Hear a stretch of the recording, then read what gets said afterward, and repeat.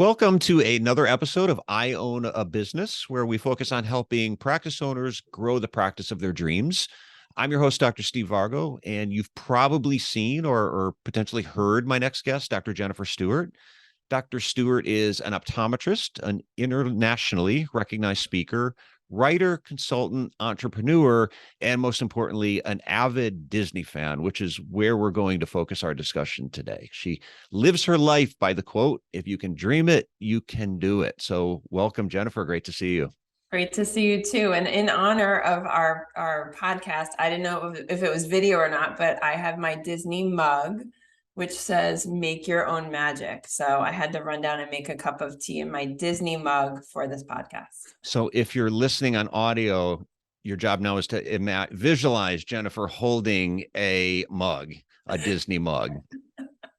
So years ago, something at iDoc, we started doing a sort of a mission statement is we started really promoting the phrase helping practice owners build the practice of their dreams. It's really sort of a mission we have at iDoc. And we just mentioned a quote that you live by: "If you can dream it, you can do it." And a common theme here seems to be dreams, right? Creating that dream, that vision, not just a business plan, but a feeling. And Disney, which is obviously a multi-billion dollar company, I think that's something they do really well is they create a feeling.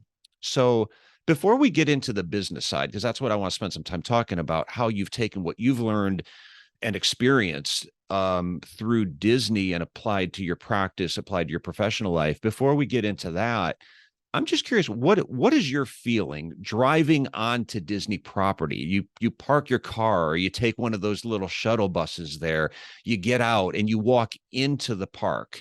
What feeling does that create for you?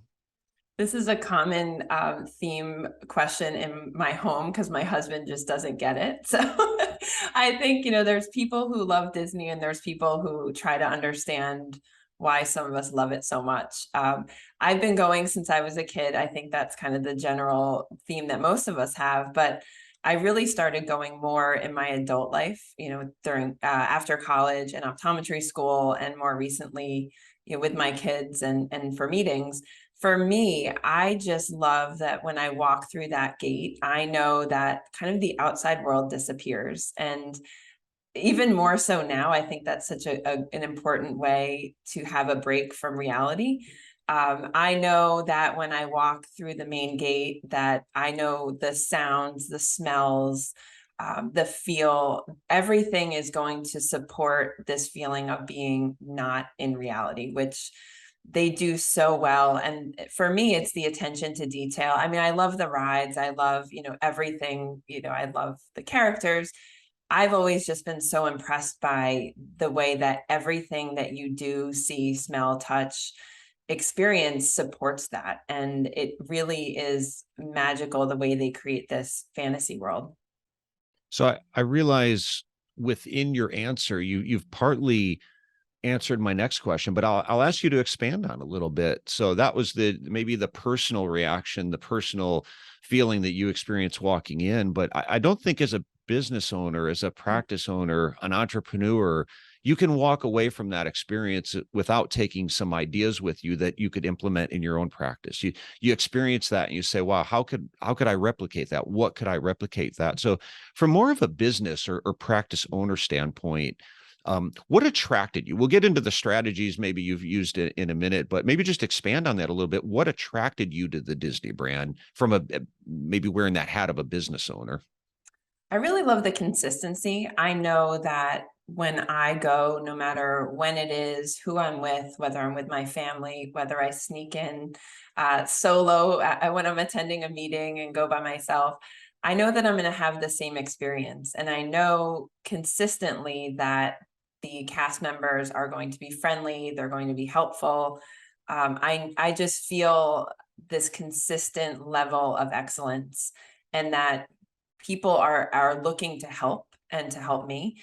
My first job actually after high school was working at a high-end hotel as well. So I worked at Mohonk Mountain House, and it was when I started, I was 18 years old. I've never really had a job, and the focus there was on the guest experience. And they had us go through such an extensive training when we started, and everyone went through the same training, whether you were a gift shop employee like me, making ice cream and milkshakes, or the CEO of the company.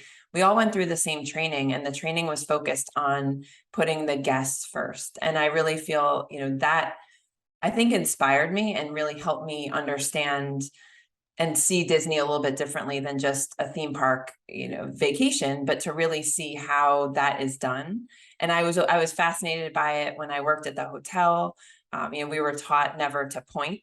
If a guest asked us a question or asked us where something was, we were never to point, but we were to say, I was just heading that way myself. Can I walk with you and show you where the lake is or where the bathroom is? So those are things I remember. And that was, hate to date myself, that was 1999. But I still remember that. And I remember this focus on guest experience. So taking from there and then seeing how Disney does that and does it to such a high level. It's just inspired me over the years to look at Disney a little bit differently. Were you ever able to do and I might be getting the name a little bit wrong here, the Behind the Magic Curtain tour? Is that the right name? I haven't done any of the behind the scenes. Part of me wants to, and part of me also feels just like if a ride breaks down and you see Space Mountain with the lights on, I think part of me also wants to keep some of that magic there. I've taken courses through the Disney Institute, so there's online courses that I've been taking to learn more about the guest experience and leadership development and how they empower their employees. My goal, on my bucket list, is to do the in-person training where they do some of the behind the scenes, but really you're learning about their employee engagement, kind of their behind the scenes more on the business side. But I haven't done any of those yet, so I'm hoping. Well, I won't lift the curtain too much to kill your dream. But it was fascinating. And one of the things that I found fascinating with it was how much they're constantly learning about what they could do better. And it's sort of this process of continuous improvement. And you mentioned that they don't point. A couple other things which you may already know, but they got into some of the things that they've learned. One thing you can't buy at Disney is gum, Yep. because they would find that people would put gum in places where, under the, in the rides, or, on the seats or things like that, under the seats. They found that a lot of people who would walk in and need some kind of special care, like a wheelchair, one of the first things they would do when they would walk in the park was start walking around looking for wheelchairs and have to go ask somebody. So they said, let's put the wheelchairs right at the entry door when people walk in so they can see them and they can grab them. And it's those little things, those little attention to detail strategies that they're continuously implementing. So let's get maybe a little bit more into the strategies that you've implemented. What are some of the Disney tactics or strategies that you've seen that worked for Disney and you said, I'm going to try that in my practice? So one of my favorite ones is, there's a lot of books I've read about Disney and the guest experience. And one of the questions they always talk about is guests asking a cast member, what time is the 3:00 parade? And that's a common one where, it could be on one side, you could laugh and go, what? You're asking what time the 3:00 parade is? But they're not asking that. They're asking, what time does the parade come here? What time does the parade pass by this spot? So really kind of looking at what people are asking and anticipating the question that they might not be expressing well. One could be, do you have any appointments open on Friday? And you could look at the schedule and go, nope. And there's silence. And that's a huge missed opportunity. Instead of saying, we don't have anything with Dr. Stewart on Friday, but do you prefer mornings or afternoons? What does your schedule look like? What days do you typically, want to come in? So really anticipating the question that somebody's asking and being able to answer it without kind of saying, like, what are you really asking? And making them feel uncomfortable, but anticipating what they're actually asking and being able to solve that seamlessly. So that's, I love that. And I love that you're kind of understanding what they're asking, figuring out a way to answer it better, and turning a closed-end question where you could simply say no, or we're not accepting new patients, into an opportunity to schedule that patient and to really wow that patient with a great experience before they've even walked into your office. Mm-hmm. Yeah, and that's another thing they talked about in this thing was a lot of the role play that they did with they call them staff, or not staff members, they're Cast cast member. members. Yeah, for different scenarios, different questions, how to answer those questions, how to prepare for different questions. You mentioned something before around consistency and creating that consistent experience. So Dr. Jennifer Stewart could go to Disney, get all the ideas in the world, or can go to a conference. You have a team, you have a staff, and it's really difficult, if not impossible, to create consistency if you don't have your whole team on the same page. So maybe this is more of a leadership question, but how do you coach these things to your employees? What process does it not just become something where, hey, I went to a conference and learned some new things, or I went to Disney and got this great idea, and people do it for the next 4 days and then slowly go back to the old way, but keep that consistency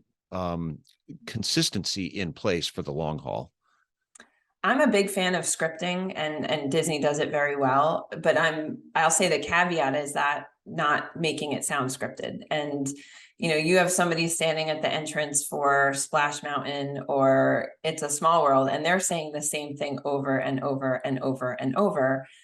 And it doesn't sound like that. We all know that. We all know that they're standing there saying the same thing. But to me, walking through that gate, maybe for the first time, this is my first time getting on Space Mountain. So when they're saying, keep your hands inside the vehicle or whatever they're saying, that might be the 40th time they've said that in the last hour. But for me, it's the first time I'm hearing that. So that's the message we try to empower with our staff is when you're pre-testing a patient and you're talking them through the testing you're doing, you might say this 20 times today, times 5 days, times 52 weeks in a year.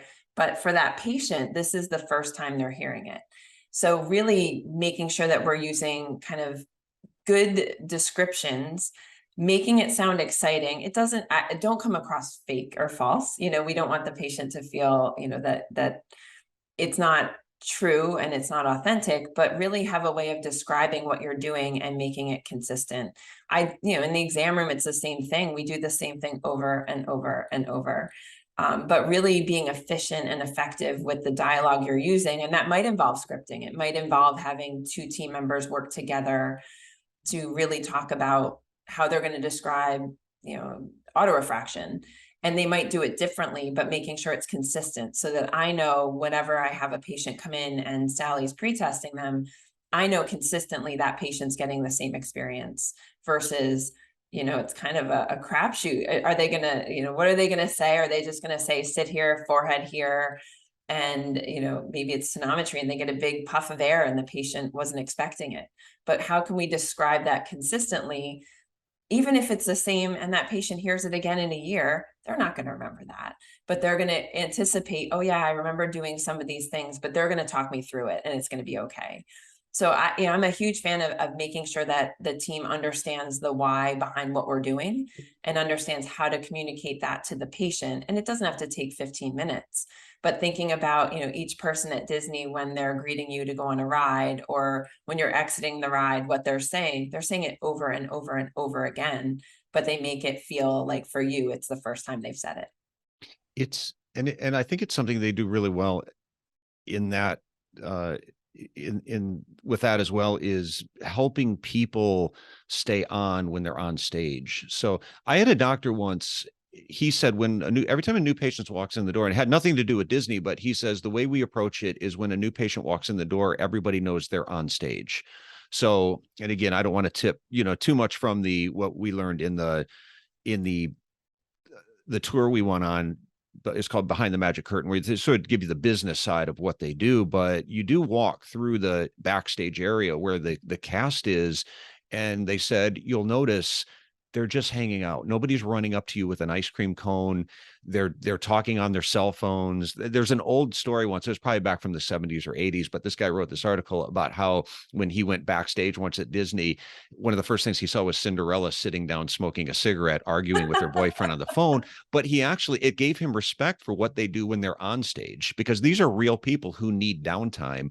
But yet at the minute they walk out on stage onto the amusement park, they have to put on a certain face and create that feeling, because you're right, that little 5-year-old walking into Disney for the first time, as a cast member, you may be doing something for the 40th time that day, but that's the first time that 5-year-old is experiencing that. So again, it's probably a leadership issue too, is making sure that you keep everyone on that, understanding what those expectations are and working with them to create that consistent environment. And And it takes time, it's not, and I always lead with, I'm not perfect either. And there are times that I forget and I go off script and I, have a patient sitting there, I'm running behind, and I don't really want to ask them if they want to try multifocal contact lenses, which is usually part of my script. And I get up and as we, start to exit the exam room, oh, what about those bifocal contacts? I'm like, great, glad you asked. I was just about to bring that up. And in my head, I went, that was a huge missed opportunity for me. But I share that with my staff and I share that with them and say, I know that we talk about, being consistent and saying the same things. This just happened to me.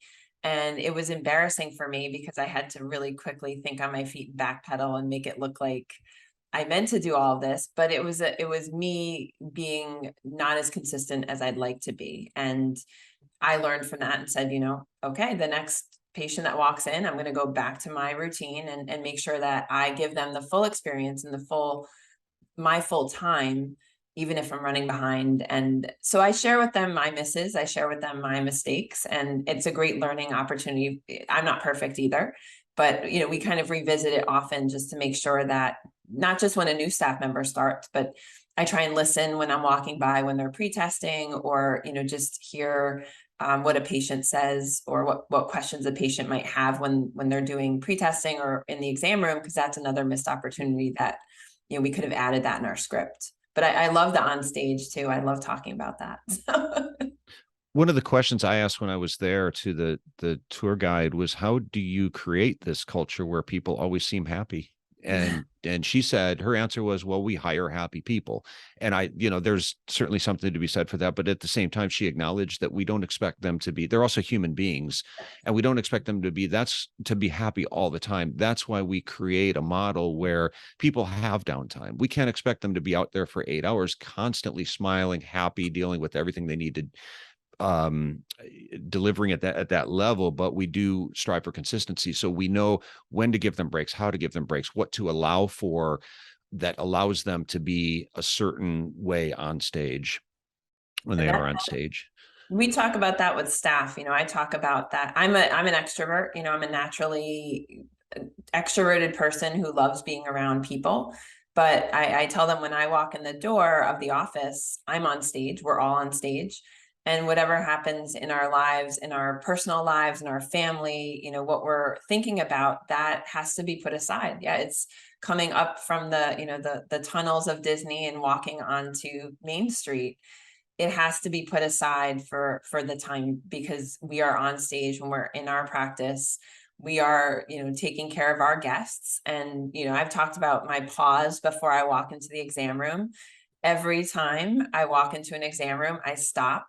I usually have a scribe with me. I stop, I take a deep breath, let it out. I put a smile on my face, I knock on the door and I walk in. But I have to take that moment to prepare myself to walk onto my stage and to be in the exam room. I don't run in there flustered. And, I try and take the moment to put myself in my position. And, I'm not acting, but it takes, I take a moment to really kind of reset myself. So, and everyone, I agree with you, everyone needs breaks. I go back in my office, I'm like, whew, all right, now I can breathe and I can, kind of relax and allow their staff to do the same thing. And I don't expect them to be on for 8 hours, but when you need a break for 5 minutes, go ahead and take it. But when you're on stage, when you're behind the front desk, when you're with a patient, your full attention is on that patient. It's not texting. It's not, thinking about all of the things that you have to do later. There's a time for that, but when you're on stage, your focus is on the patient.